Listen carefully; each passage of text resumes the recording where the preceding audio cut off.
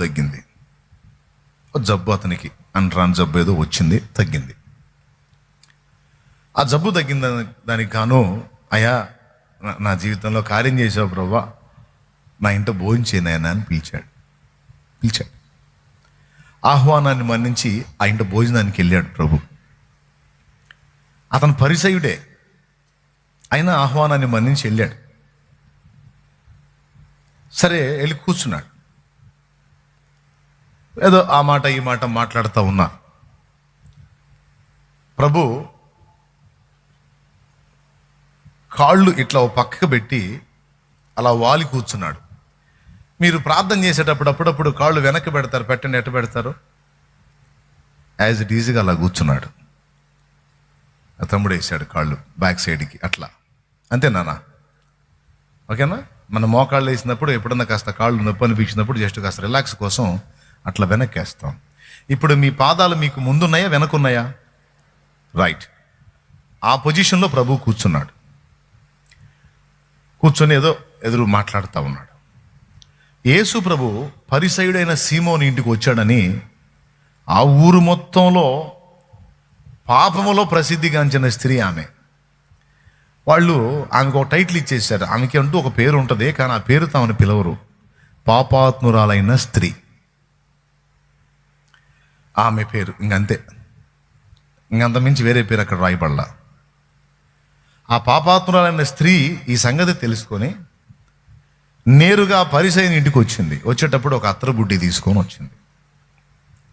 వచ్చి ఆ యేసు ప్రభు పాదాలు వెనక తట్టుంటే ఆయన ఎదుటికి రాకుండా ఆయన వెనక పాదాల దగ్గర ఉండి ఆ పాదాల దగ్గర కూర్చొని ఈ ముఖాన్ని ఆ పాదాలు కానిచ్చి ఏడుస్తుంది. ఎంత ఏడ్చిందంటే ఆ రెండు కాళ్ళు తడిసిపోయినాయి.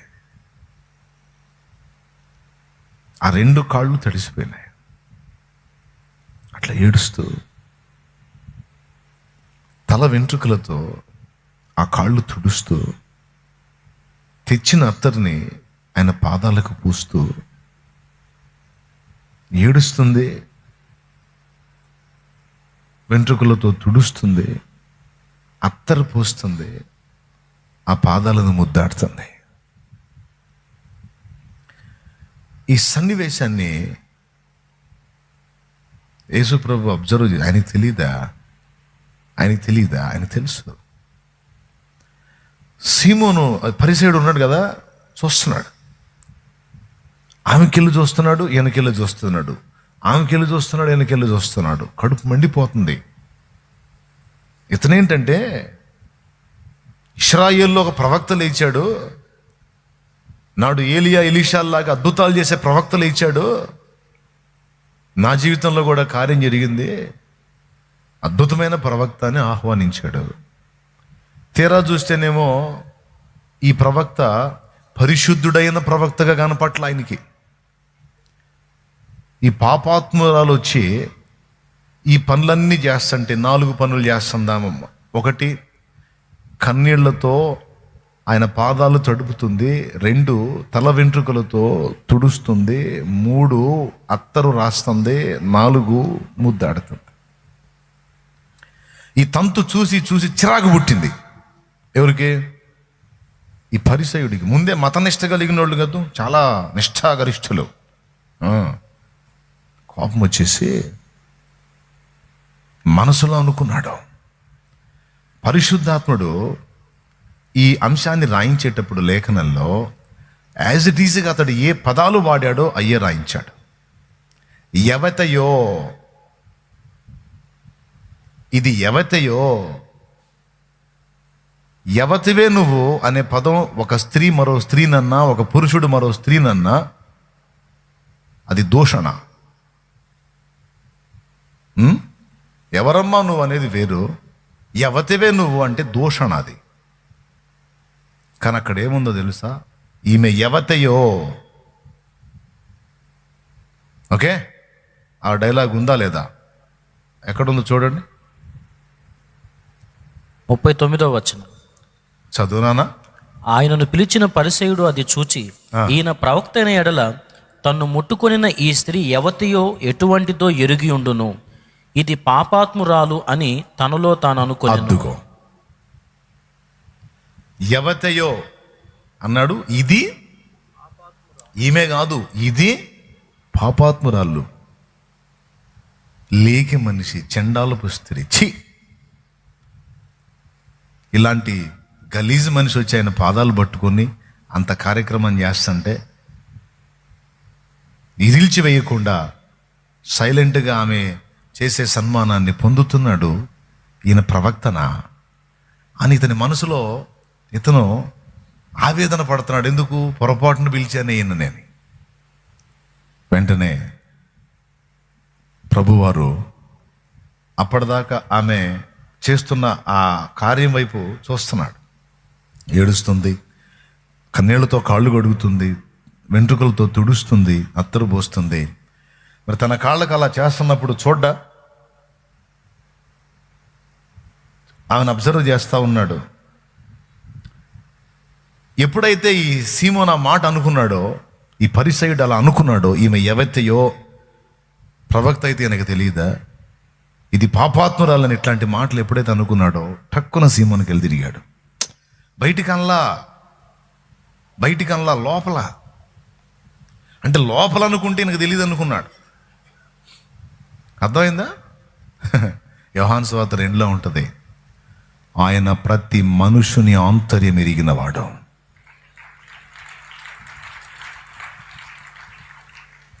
ప్రతి మనుషుని అంతరంగం ఎరిగినవాడు.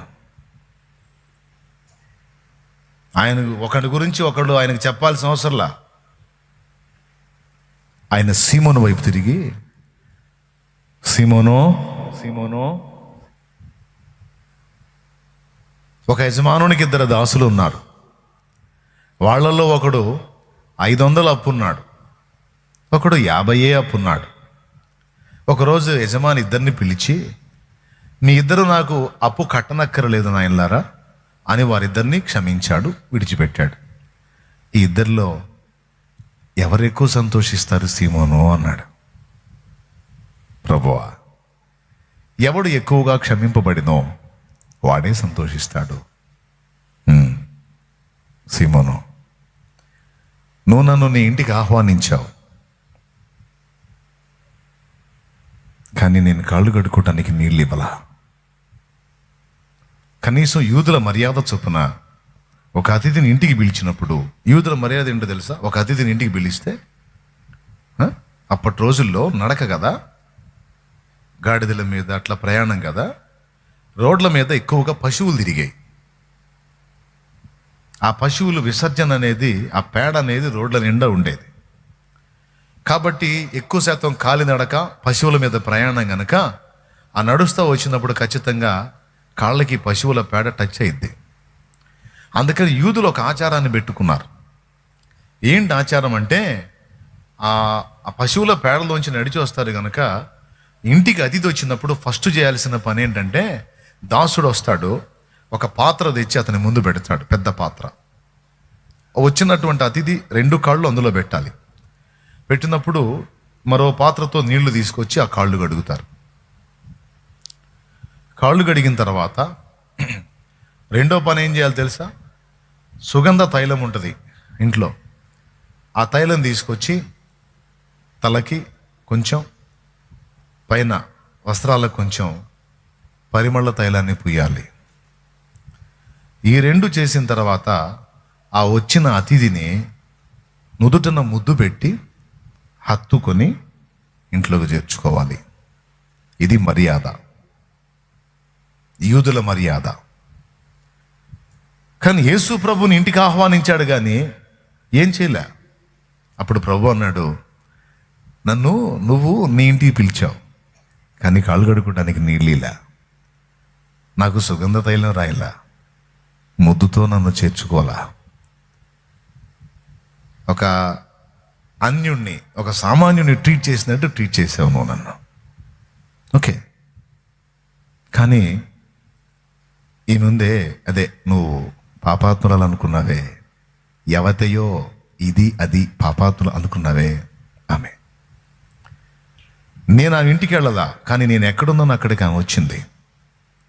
నన్ను వెతుక్కుంటూ వచ్చింది, నా పాదాల దగ్గరికి వచ్చింది, కన్నీళ్లతో నా పాదాలు కడిగింది, కురులతో తుడిచింది, సుగంధ తైలం తీసుకొని నాకు రాసింది. అప్పటి నుంచి ఇప్పటిదాకా నా పాదాలని వదలక ముద్దాడుతూనే ఉంది. సీమోను, నీకు ఆమెకి తేడా చెప్పినా, నీ మనసులో నువ్వు అనుకున్నావు నేను తక్కువ పాపాలు చేశాను, సో తక్కువ క్షమించబడ్డాను. కానీ ఆమె నేను ఎక్కువ పాపిని అనుకుంది, అందుకే ఎక్కువగా నన్ను ప్రేమించింది అని ప్రభు ఆమెతో ఒక మాట అన్నాడు. ఏమన్నాడు చూడండి, ఒకసారి చూడండి. యేసు ప్రభు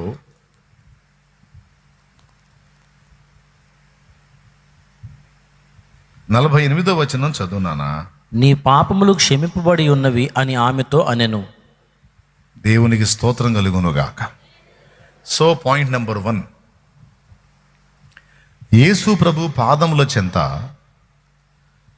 ఒక వ్యక్తి వచ్చి అక్కడ ఆశ్రయించినప్పుడు ప్రభు చేసినటువంటి మొదటి కార్యం ఏంటంటే వారి పాపములను ఆయన క్షమించాడు, ఆమె పాపాలని.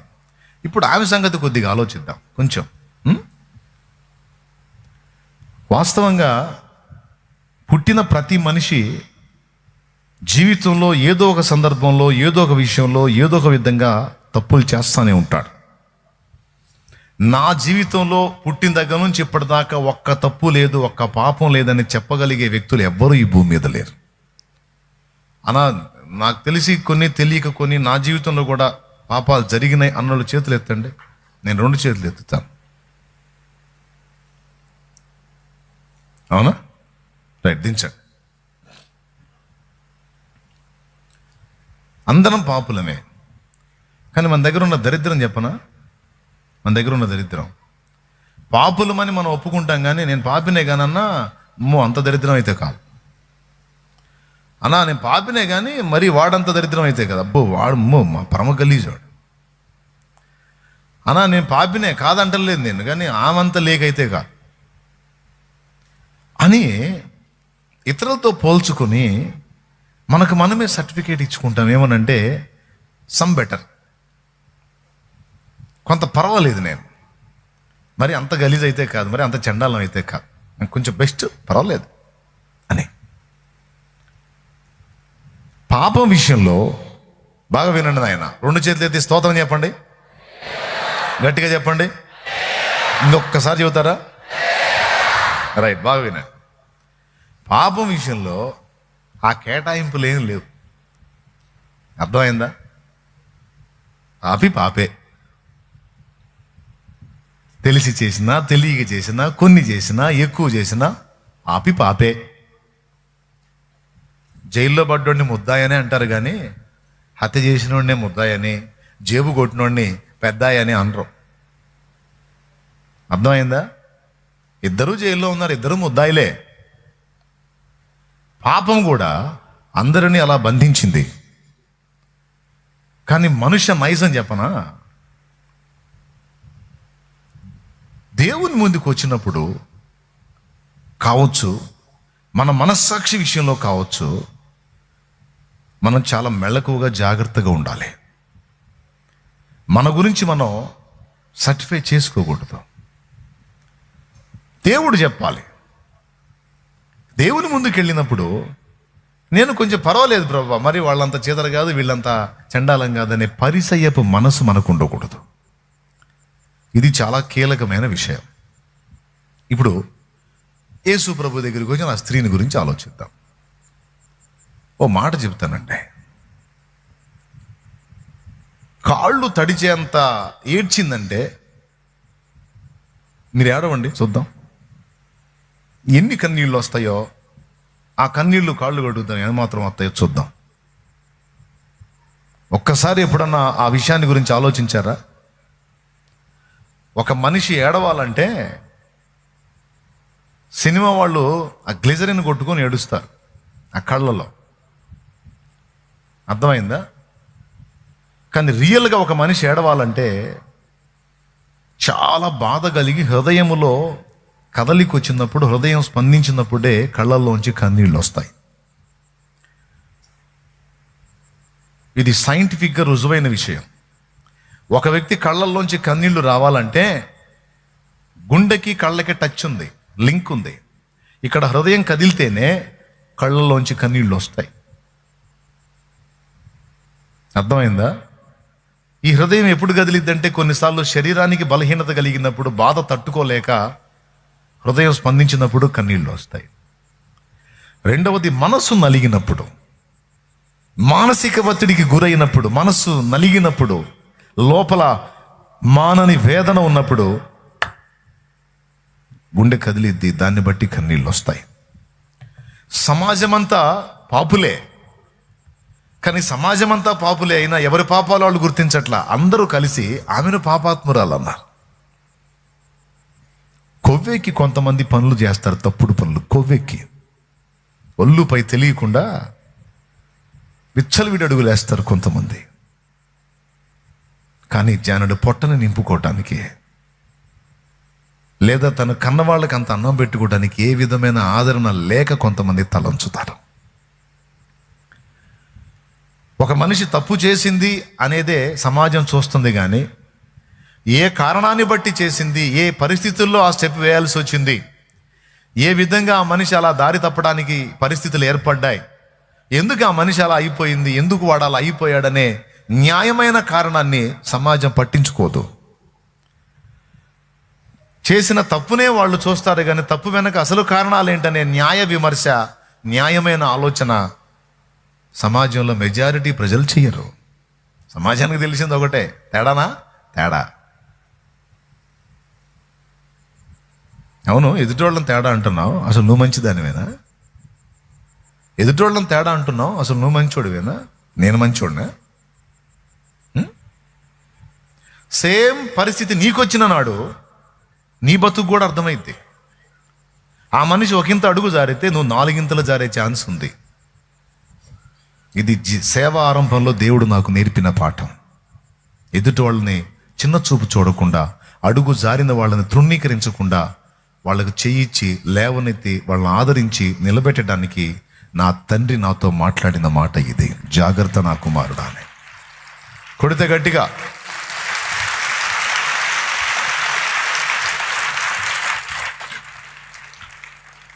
సమాజంలో ఒక్కళ్ళు కూడా ఆమెను జాలి దలచకుండా,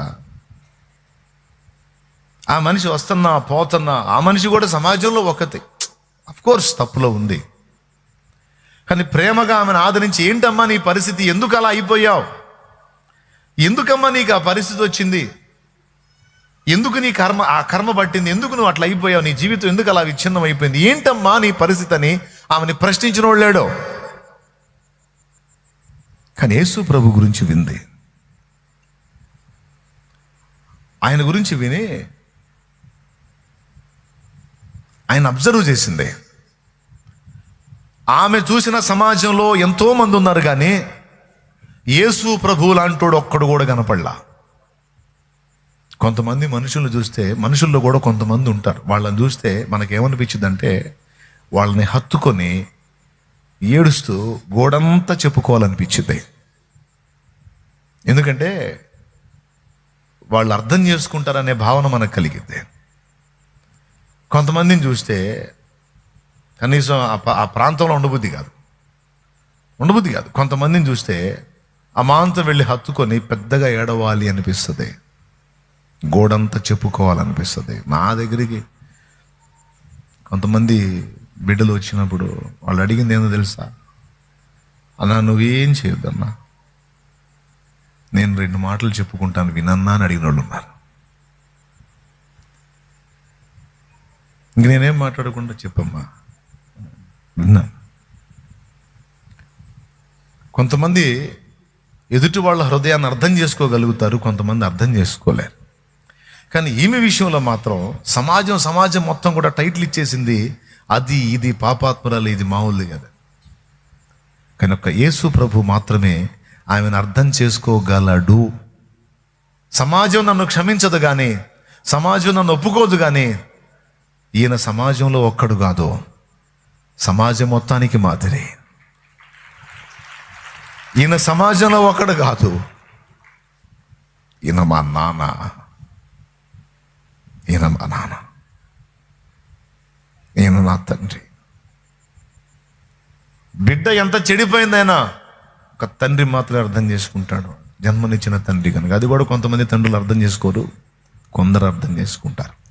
సమాజం అంతా కోడై కూసి నిందించిన నాన్న మాత్రం ఒప్పుకోడు. అన్నయ్యమ్మా ఎదవలు ఎన్ననుకుంటే ఏమే, నువ్వు నా బిడ్డ, నా బంగారు తల్లివమ్మా నువ్వు అని నాన్న దగ్గర తీసుకుంటాడు. నాన్న అర్థం చేసుకుంటాడు. ఒకవేళ కొంతమంది తండ్రులు అర్థం చేసుకోకపోయినా నా యేసయ్య అర్థం చేసుకుంటాడు అని ఆమెకు అర్థమైంది. ఆమె ఎన్ని రోజుల నుంచి దాచుకుందో ఆ గుండె వేదన, ఆ దుఃఖం, ఆ కన్నీరు, ఈరోజు ఆయన పాదాలు దొరికేసరికి, ఆ పాదాలు అలా చిక్కగానే, ఈ తల పాదాలకు ఆనించగానే ఆయన స్పర్శ, ఆ పరిశుద్ధుడు, ఆ నీతిమంతుడు, ఆ కన్న తండ్రి, ఆ సృష్టికర్త, వాత్సల్యపూర్ణుడు ఆయన పాదాలు స్పర్శించగానే తన గుండెలో ఉన్న బాధంతా అక్కడ వెళ్ళబోసింది. ఏడుస్తానే ఉంది, ఏడుస్తానే ఉంది, ఏడుస్తానే ఉంది. హృదయం ఎంత నలిగిపోతే అంత ఏడుపు రావాలండి. కాళ్ళు గడిగే అన్ని కన్నీళ్ళు ఎలా వస్తాయండి ఒక మనిషికి?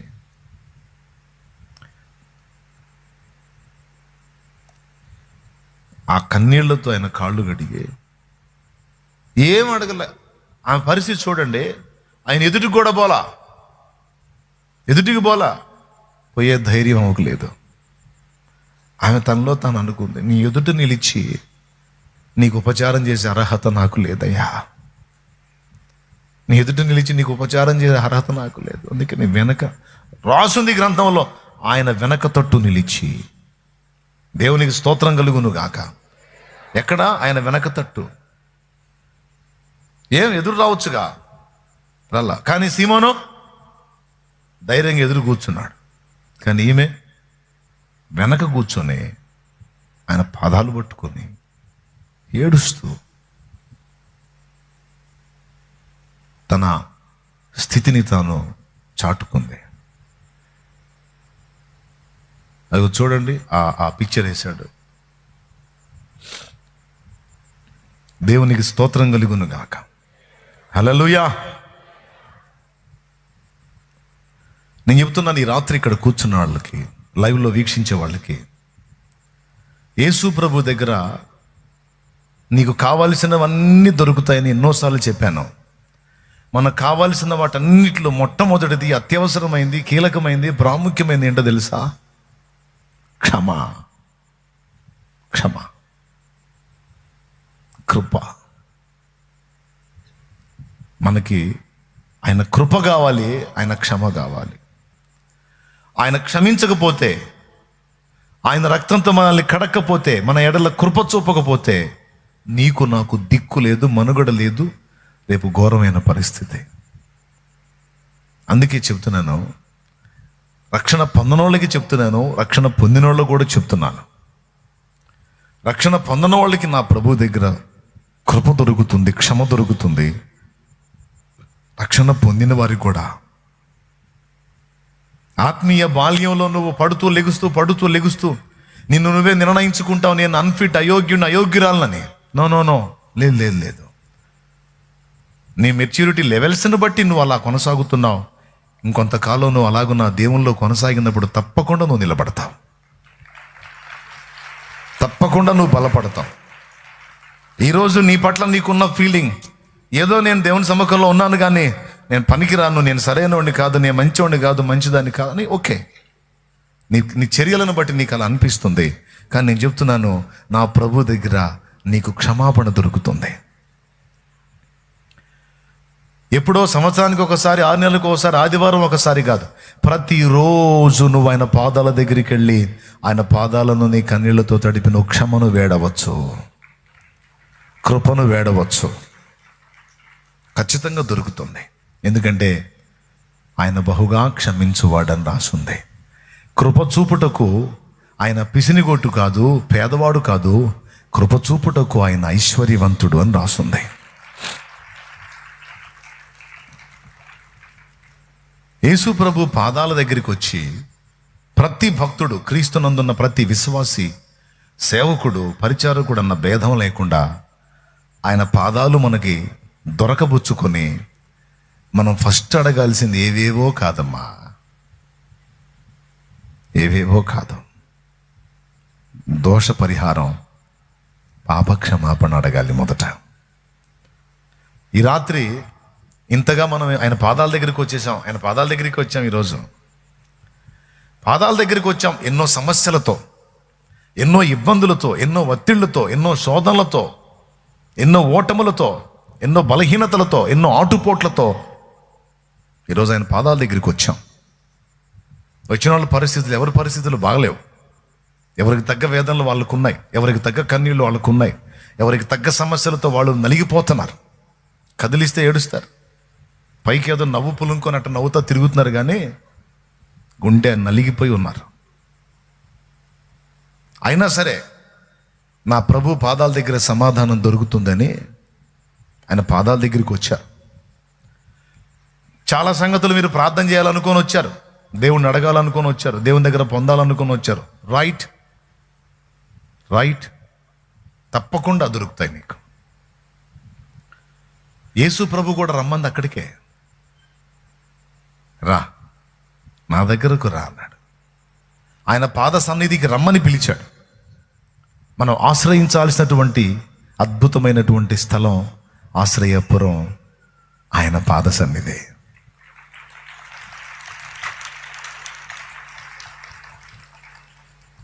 కరములు అంటే చేతులు, చరణములు అంటే పాదములు. భక్తులు ఏమన్నారో తెలుసా? నీ చరణములే నమ్మితి అన్నాడు ఒక భక్తుడు. భక్తులందరూ కూడా ఆయన పాదాల మీద పాటలు రాశారు.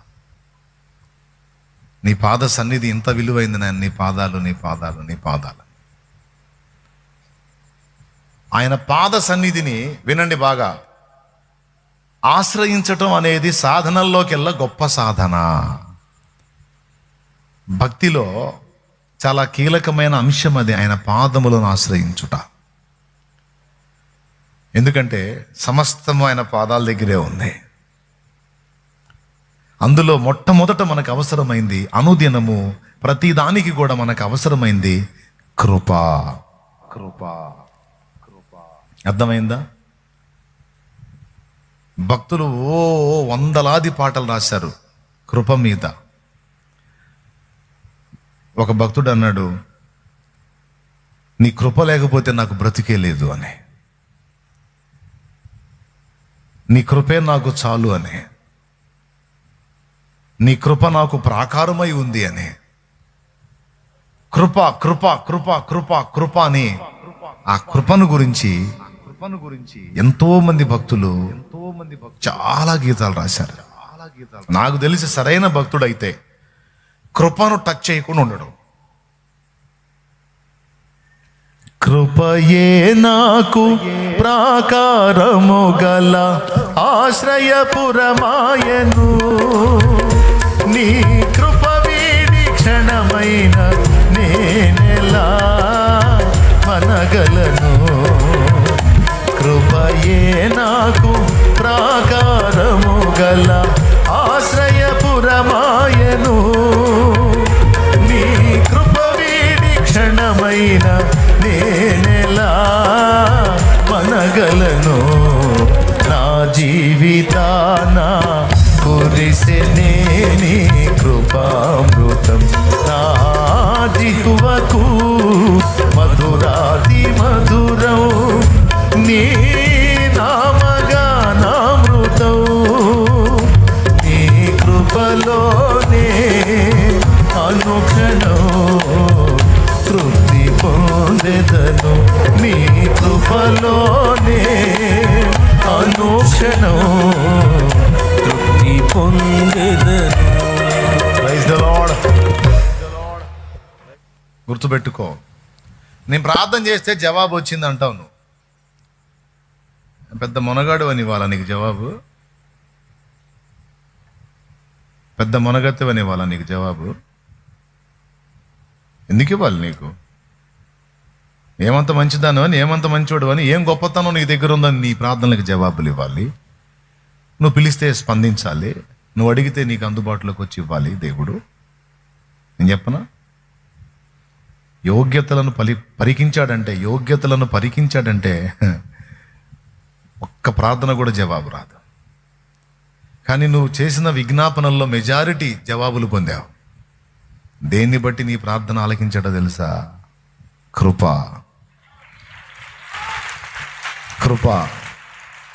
కృపను బట్టి నీ ప్రార్థన వినబడింది. అక్కడ కృపను ఆధారం చేసుకొని, కృపను బట్టి నీ మొరకు జవాబు ఇచ్చాడు ఆయన. ఆ కృపే లేని నాడు నీ రక్షణ, నీ ప్రార్థనకు జవాబు హుళక్కే లేదు. అందుకే కృప ఎంత కీలకం అంటే అంత కీలకం. నాకు కూడా దేవుడు పాటించాడు, ఉన్నదంతా కృపలోనే ఉందని. కృప చాలును, నీ కృప చాలును, ఎన్నటెన్నటికి నీ కృప చాలును, తరతరములకు నీ కృప చాలును, కృప చాలును, నీ కృప చాలును. ఐశ్వర్యము కంటే కృప ఉత్తమం, జీవము కంటే నీ కృప ఉత్తమం. ఐశ్వర్యము కంటే కృప ఉత్తమం, జీవము కంటే నీ కృప ఉత్తమం. కృపయే లేకుంటే మనుగడ లేదు, కృపను మించిన వెన్నిది లేదు. కృపయే లేకుంటే మనుగడ లేదు, కృపను మించిన వెన్నిది లేదు.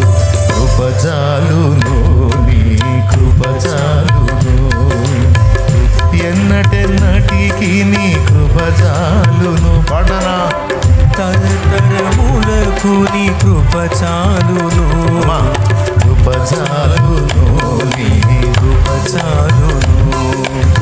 కృపలోనే పాప క్షమాపణ, కృపలోనే ఇలా మా రక్షణ.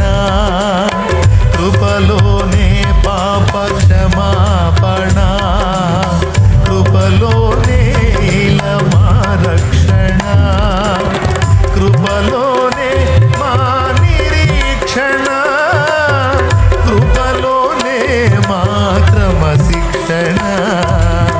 కృపలోనే మా నిరీక్షణ, కృపలోనే మా క్రమశిక్షణ.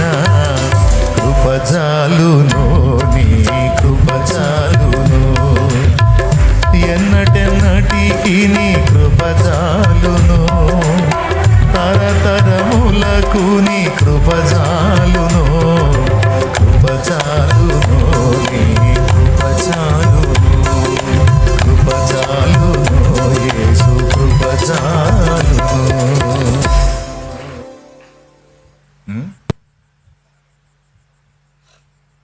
ఓ ఇది చాలా ప్రాథమికమైన సంగతి అనిపిస్తుందా దైవజనమా? ఓ ఇది చాలా చిన్న విషయం, ఇది మాకెప్పుడో తెలుసు అనిపిస్తుందా? మంచిది, అలాగ మీకు అనిపించినచో దేవునికి స్తోత్రము. కానీ ఇది చాలా ప్రాథమికమైనదిగా అనిపించినా చాలా ప్రాముఖ్యమైనది.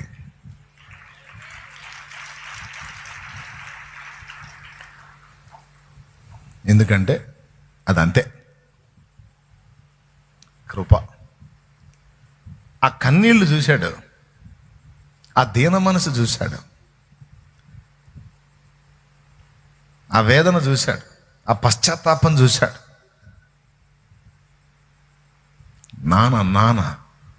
నాన్నగా స్పందించాడు. నాన్న గుండె కదిలింది. పాపాన్ని బట్టి కోపమున్నా పశ్చాత్తాపంతో క్షమ వేడుకున్నందున కృప వచ్చింది.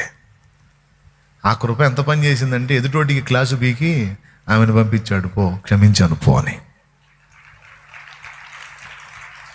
ఒక రకంగా చెప్పాలంటే యేసు ప్రభు చెప్పకనే చెప్పాడు,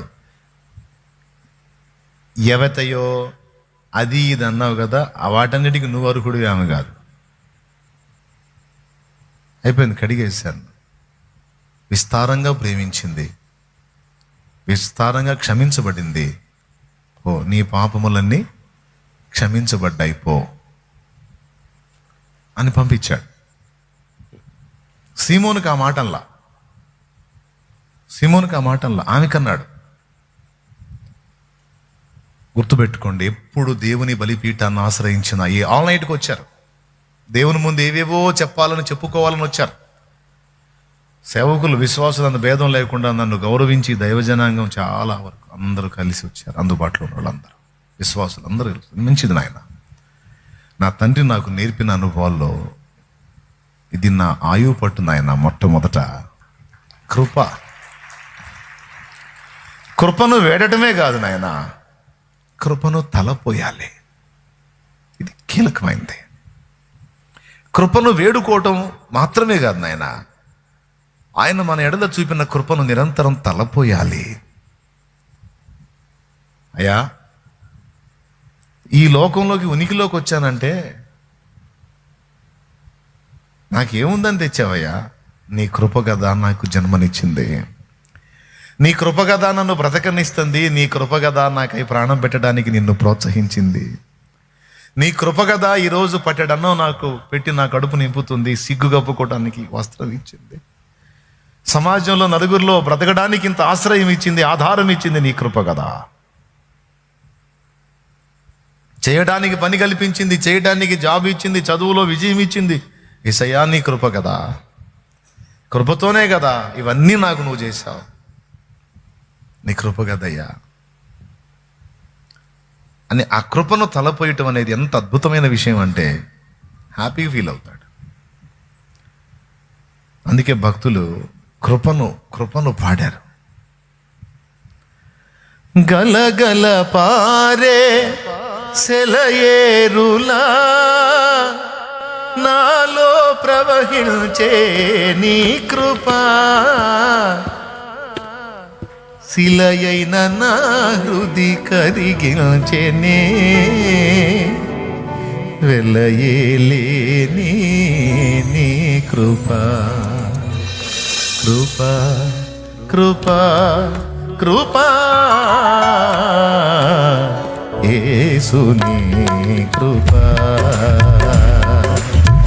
ఎరుగని రీతిగా నన్ను దర్శించే నీ కృపా, ఇంతవరకు కాచనే చెంత నుండి నీ కృపా, ఇంతవరకు కాచనే చెంత చేరి నీ కృపా, అంతము వరకు నడిపించునే, అంతేలేని నీ కృపా, అంతము వరకు నడిపించునే, అంతేలేని నీ కృపా, కృపా కృపా